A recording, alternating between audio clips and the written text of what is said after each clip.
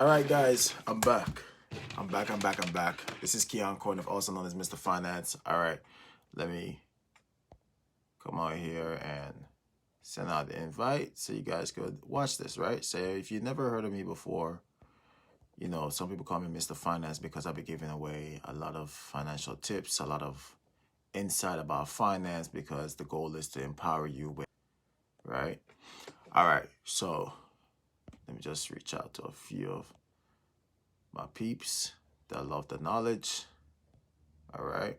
So I hope you guys are having a great day today, right? So today we're going to talk about how you can use your W-2 to start funding your 1099, right? Because it's important for us to learn how to use our W-2s, right, which is our job paychecks, and start to fund a 1099 so that way we can start getting a lot of tax advantage like the wealthy people have. So that's what we're going to talk about today and the importance of that, because many of us, right, we want to get a lot of things. And, you know, we've heard the whole stigma about the fact that wealthy people get wealthy because, you know, the rich keep getting richer while the poor get poorer. And the reason why is that because, you know, a lot of wealthy people understand how to maximize their efforts by leveraging, you know, their W-2 in the early years to build their 1099. You right? So, you know, if you don't know what a W-2 is, a W-2 is your paycheck, obviously, right? When you file your taxes, you file what's called a 1040, all right? And when it comes to the 1099, you know, you either be an independent contractor or you have an LLC or you have an S Corp or things like that, right? So with a 1099, when you file your taxes, you file what's called a Schedule C. And on that Schedule C, you get a lot of tax advantages by being a 1099 versus a W-2. So that's the reason why today I'm going to come on real quick just to tell you just the importance of how to structure, right? How to use your W-2 to fund your 1099. So the first thing you got to figure out is, hey, what is that you're good at, right? Some people go the route where they find like either they do an MLM or they do a network marketing or they start off as an independent contractor, or some people go that route in their, you know, their 1099 adventure, I like to call it. Or some people go the route where they start an LLC. Some people start an S Corp, or some people even go as far as even create a 501c, a nonprofit or for-profit, right? So there's many ways, but what it requires is this. Some people go to the way where they go to get a loan to do this, right? They either go to a bank or they do the SBA loan program or they get government grants, right? So there's many ways to do it, right? There's many ways to do it. But 90% of people, right? A lot of the wealthiest of people went the route that I'm going to tell you where they use their W-2 to fund their 1099. Their W-2 to fund their 1099. But the thing is this, you got to want it. You got to know what you want to accomplish. What are you trying to do? Okay? Because here's the biggest problem in today's society, right? One of the biggest problem in today's society is that nobody is willing to teach us, right? Who's going to teach us this stuff? Who's going to break it down for us? So if you're going to use your W-2 to fund your 1099, you got to have a budget, right? You got to have a budget. You got to have a business budget.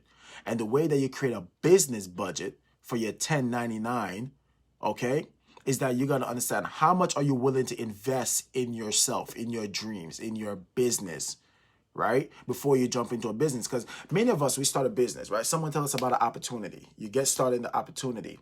And later down the road, you feel like, man, this opportunity is taking more out of me than I'm receiving up front, right? But here's what you got to understand about a business. You got to know for a fact that the first year in business is called the learning year. You got to understand that about business first.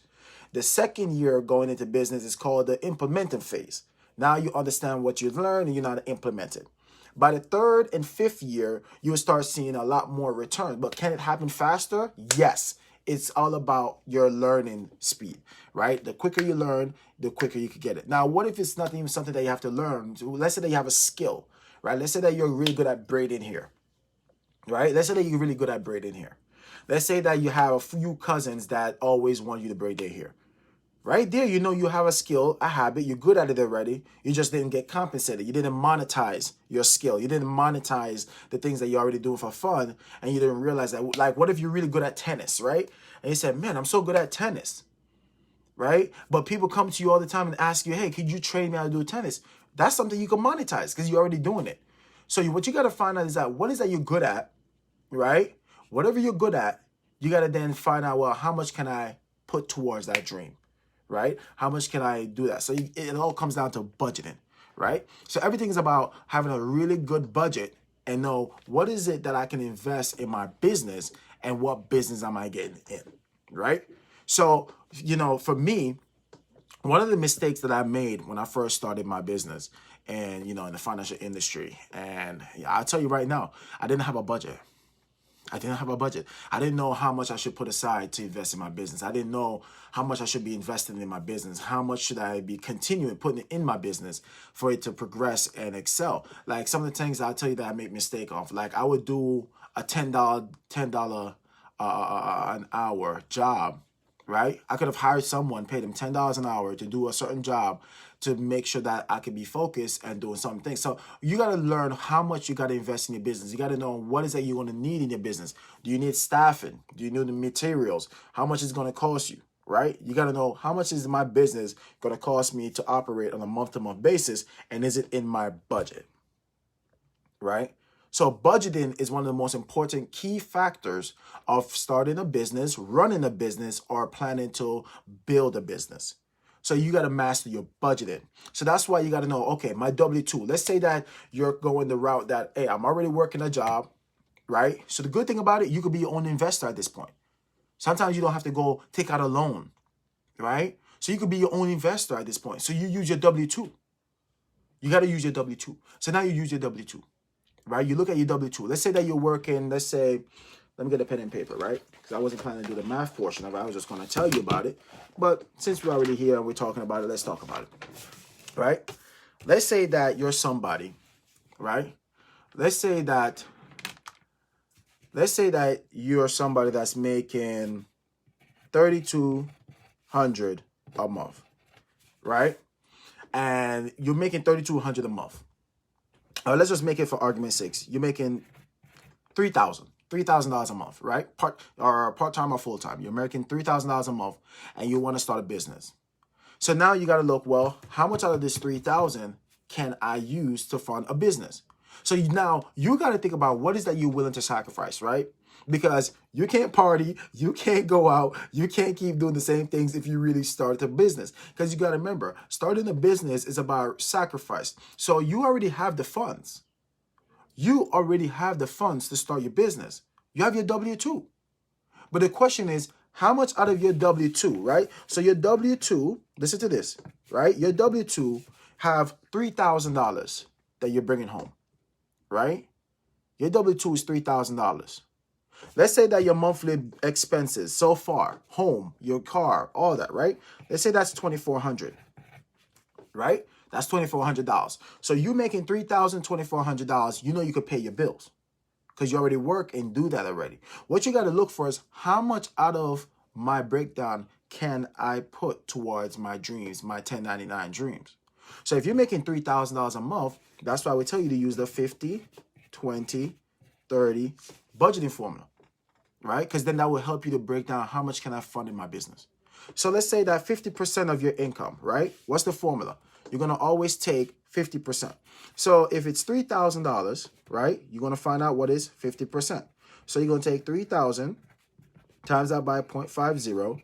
That gives you $1,500, right? If you take 20%, right, take that 3,000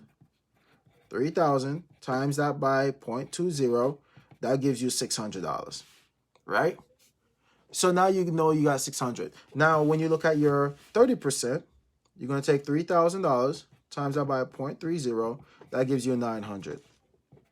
So right off the bat, you know, well, where should I take the money from, right? You got to pay the bills first. You got to take care of home first before you start getting in business. If your current income is not taking care of home, you know, coming into business could be a sacrifice, but you have to give up something. But let's say that you're in a position where you're making $3,000 a month. Your monthly expenses around $2,400. In this scenario, you take away your spending, which is the 30%, and add it towards your 50%, which is the bills. That $2,400 is paid. So now you know you got $600 to work with, right? You got $600 to work with. So when I break it down for families, I let them understand that, hey, you need to put 10%, right, towards retirement. So 10% of the 600 would be $300. They need to put 5% towards their emergency fund, so that would be 150, and another 5% towards their wants. So right there, they have an option, right? Are they going to take that 150 and invest it and start a business with it, right? Now you probably say, well, for 150, what 150 is going to do? So then you got to look and say, well, what am I willing to invest, right? What am I willing to invest? If I'm going to take another 5% from my retirement, which is another 150, right? So now you're going to save 5% instead, have 5% that you invested in yourself. So you put 150 towards your retirement, 5%, take another 150 from your wants, another 150 from your retirement. Now you have $300 to invest. So this is how you break down numbers, right? This is what I help people to do. I help you to break down the numbers, because once you see the numbers, you know what's the goal. That's how easy it is, guys. It's not complicated. It's very easy. So it's just a matter of knowing how much of my W-2 can I use to fund my 1099 dreams. Is it 5%, 10%? So in this scenario, it may take you 10%, 5 to 10% of your W-2 to start investing into a 1099. Now, over a period of time, what would that mean for you? It depends on what business are you willing to start. Some business may require upfront capital as much more, right? That's why I choose the business that I'm in, right? Because I know I didn't have a lot of upfront capital and I didn't have a lot of money to invest, right?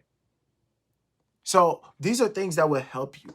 And I hope it helps you to understand how to go about, investing using your 1099, your W-2 to start your 1099. Having a multiple source of income is very important, guys, right? And one thing I'll tell you, passive income. You want to put yourself in a position where you get passive income, because you know who's getting passive income? Your boss. Your boss. While he's out golfing, you're working hard at his job, at his company. All right. This is something I also break down for people. You will make, right? Let's talk about your job. Your job gives you a W-2, and let's say that they pay you $20 an hour, right? Your job gives you $20 an hour. Your boss can afford to pay you $20 an hour, right? So for every hour, how much are you making him, right? That's what you got to look at. So I know for a fact that for every hour that your boss pays you for, he has to make at least 60% more than what he paid you. For him to make around a profit, he has to be making at least 60+% more that hour than what he pays you. So if your boss is paying you $20 an hour, just know he's making 60% more than what he's paying you for him to make a profit. And if that's not the scenario, that's where you see where jobs do what's called layoffs, fire, downsize. Because they're watching the numbers, they're watching the margins.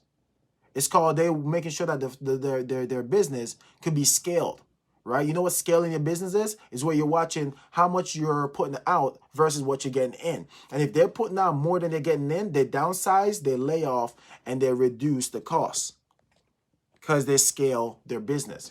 So, like I said, if your job pays you $20 an hour, just know your employer is making 60% or more every hour based upon your effort. That's called passive income. He's paying the difference. He's paying you the difference, right?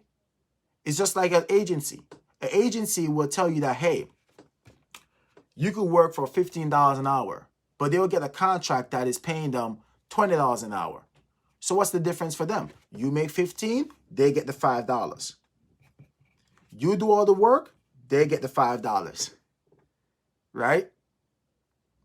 So passive income is something that many employers and jobs been making money.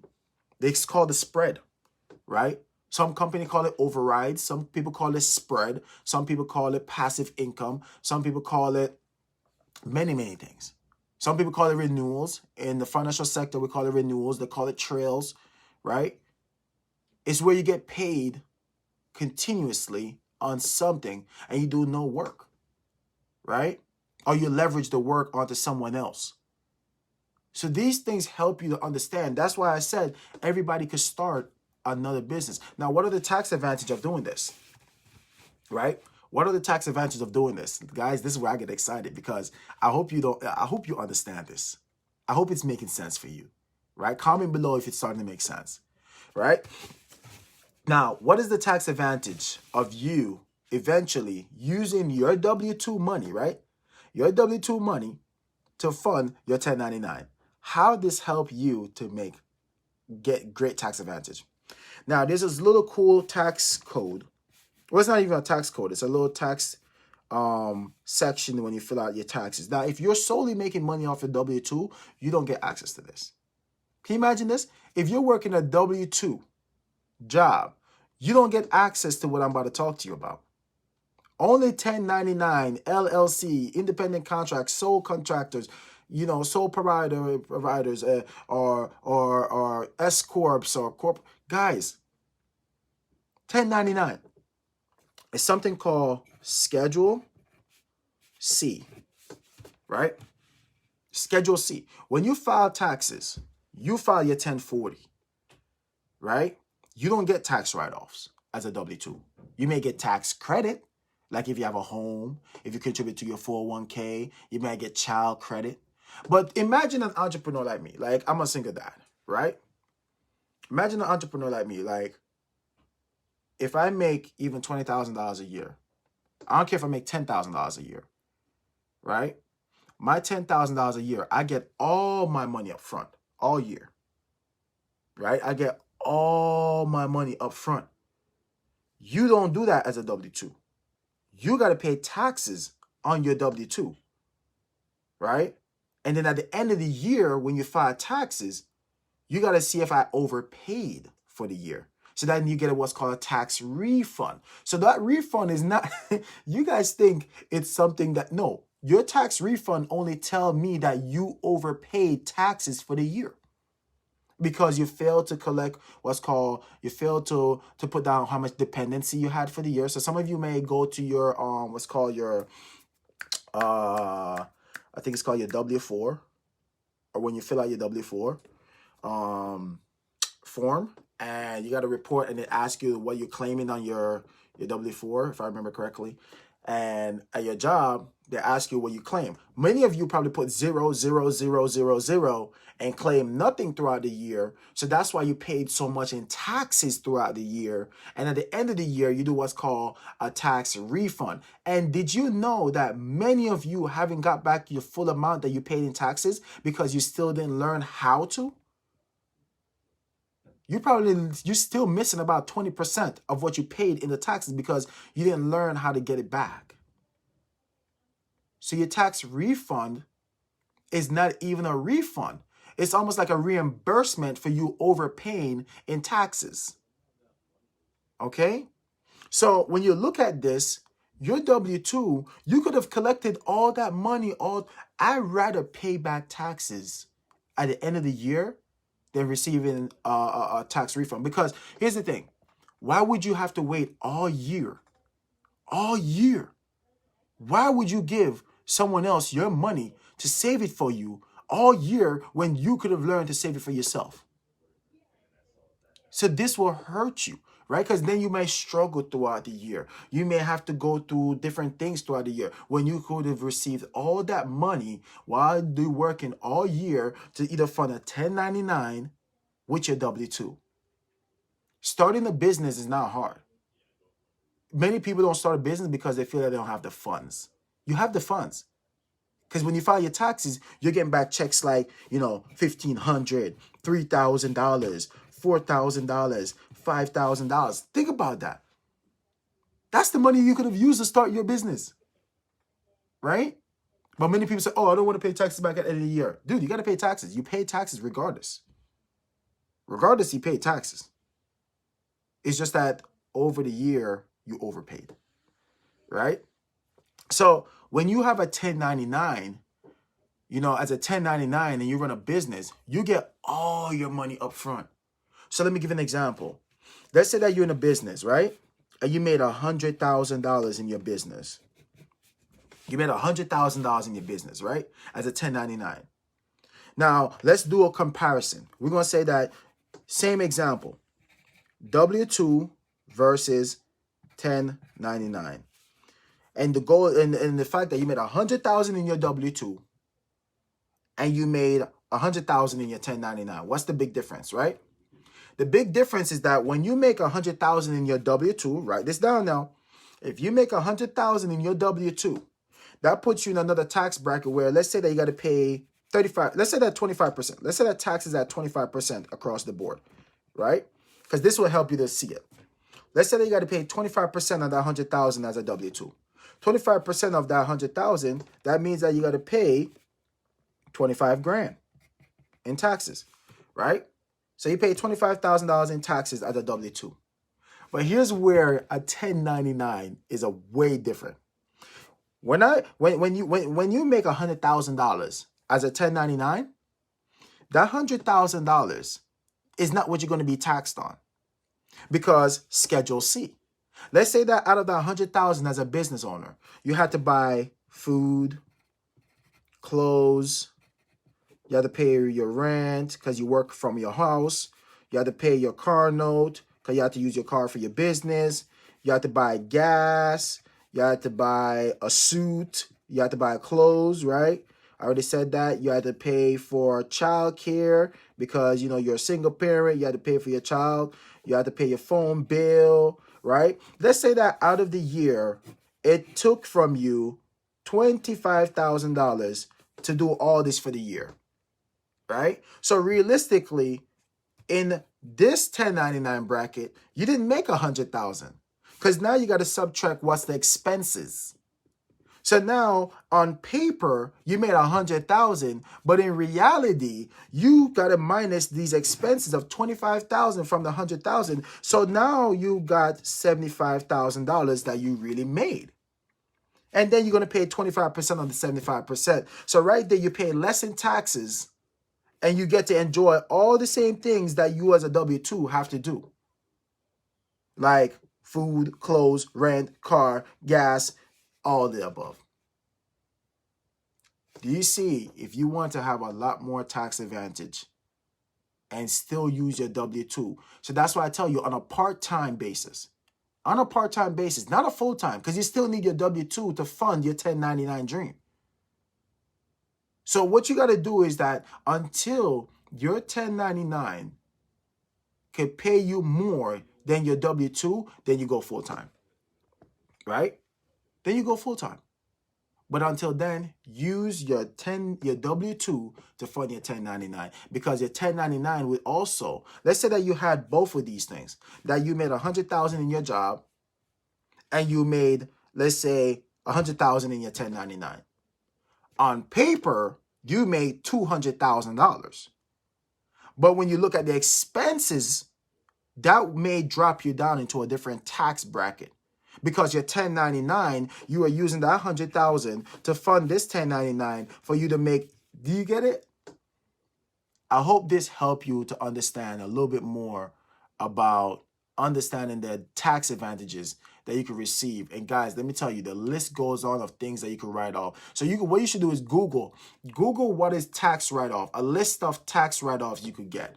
Right? You'd be surprised all the things that you could write off. Do you know if you have an office space in your house, even if it's you see like this section right here? Let's say that I want to claim this section right here where I'm using right now on my taxes as a place that I've worked, right? I could claim that and write it off on my taxes, right? Because then you get tax credit for the cubic space that you use for your business. Think about that. That is powerful. Guys, let me tell you, man, it is powerful. The tax laws are powerful if you understand them, but you got to use your W-2 to fund your 1099 dreams. What is it that you want to start? What is it that you want to build? And I hope this helped you to understand why it's important to do that. Go start a part-time business. Start a part-time business. Know it's going to take you anywhere from 1 to 5 years for you to build that business. And after the 5th year, things will start to make sense for you. All right? Build your business. Be patient with your business. And more importantly, guys, have fun. Have fun. Just know that your business will be here to not only just provide a service, but make sure it provide a value. So build a business that empower people, right? Don't just build something that you're just going to sell and try to make money. Make sure that it makes an impact on someone's life. And let me tell you, you'll always have clients. So find a business that empowers somebody. It could be a hobby like tennis, basketball, or instructor, or a trainer, whatever it is. As long as it's helping somebody, you will always have an everlasting clients, because people always looking for people that could provide services. Be a servant in your business, and the more service you provide, you would also have quality, loyal clients, right? I don't even like to call them clients. I call them supporters, right? I like to have great supporters. I have great supporters because they support my service. They support the quality that I bring to them. Bring more quality to people and you will get more quantity of people, right? So my name is Keon Corniff. Some of you know me as Mr. Finance, and I hope this helped you to learn a lot more. Remember, you're one decision away from changing the future for the better. So always remember, the choice is always yours. Keep winning, keep prospering, and remember, use your W-2 to fund your 1099. All right? Have a blessed day, guys. Peace.